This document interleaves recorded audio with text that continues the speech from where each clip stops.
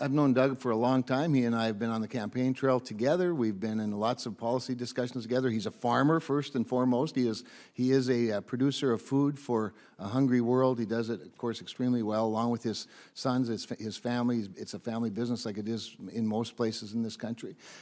He's been the Commissioner of Agriculture for an awfully long time. Doug, I don't even remember how many years it's been, but he's also a vice chair of the national organization, very active on the national scene, if you will, on agriculture policy. A very good friend. Above everything else, Doug is a personal friend, a faithful brother, and I'm grateful for his testimony today and his service to our state. Good morning, Chairman Barrasso, Minority Ranking Member Carper, Subcommittee Chairman Cramer, and Minority Ranking Member Duckworth, who could not join us today, and members of the committee.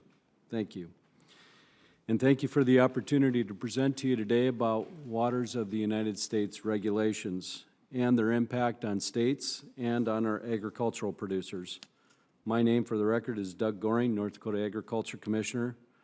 Our more than 26,000 farmers and ranchers own, operate, and manage almost 90% of the land, or nearly 40 million acres in North Dakota. Agriculture is our state's largest industry.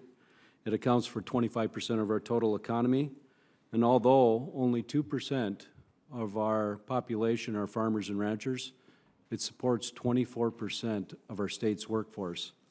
Now, comparatively, that's higher than nationally, which is approximately 19% of the nation's workforce is supported by agriculture. So you can see we have a map up here. This relates back to the state, and as I get into prairie potholes.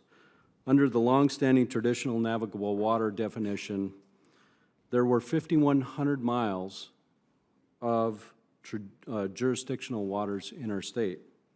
The 2015 rule would have expanded that federal jurisdiction to 85,604 miles in North Dakota. North Dakota is one of 5 states in the prairie pothole region, and the 2015 rule would have asserted jurisdiction over a wide array of dryland features, isolated features, and vaguely defined other waters. It almost would have encompassed the entire prairie pothole region in our state. It conceivably placed every river, creek, stream, and vast amounts of adjacent lands in our state under federal jurisdiction. North Dakota would have witnessed the takings of approximately 80% of our state. I'm greatly concerned about the 2015 rule as it attempted to infringe and encroach upon the sovereignty of our states. The most fundamental management practice in agriculture is effective water management. It's either to retain, conserve, or convey. An overly rigid, one-size-fits-all federal regulatory scheme is not reasonable, it's not workable, and it's not appropriate. Unlike the 2015 rule, the 2019 rule was crafted with input from the states. We advocated for a new rule, not for partisan reasons, but because the previous rule creates uncertainty for producers, it conflicts with state jurisdiction, and regulates large tracts of land where no rivers or streams exist.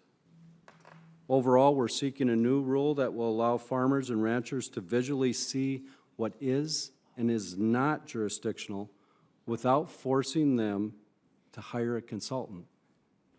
We need to craft a rule that adheres to the text and the legal precedent of the Clean Water Act and gives farmers and ranchers clear lines to operate within. As such, I support further changes to the 2019 proposed rule that will clarify navigability, more clearly define tributaries, and improve clarity regarding ditches and wetlands.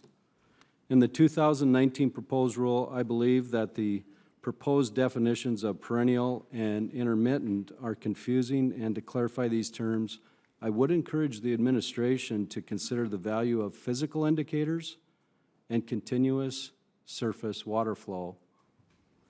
I agree with the intent to leave most ditches and artificial channels out of the federal jurisdiction. Across this nation, states, counties, and municipalities regulate water flow through ditches to conserve, to allocate, and maintain water quality. I applaud the agency for providing a clear definition of upland, though. That ensures isolated wetlands are not jurisdictional. North Dakota is the lead plaintiff for a coalition of states with a preliminary injunction on the 2015 rule. It continues to have significant interest in the waters of the U.S. rulemaking, and our state, through its laws, agencies, already properly, sensibly, and consistently protect the waters of the state, both the surface and the subsurface. States have intimate knowledge of their resources and are much better equipped to understand the specific and unique needs of our people and the industries. Finally, I'd like to say no one loves our land and our resources more than we do. We drink the water, we produce the food, and we raise our families on the land with the intent to pass it on to the next generation. Thank you, Mr. Chairman.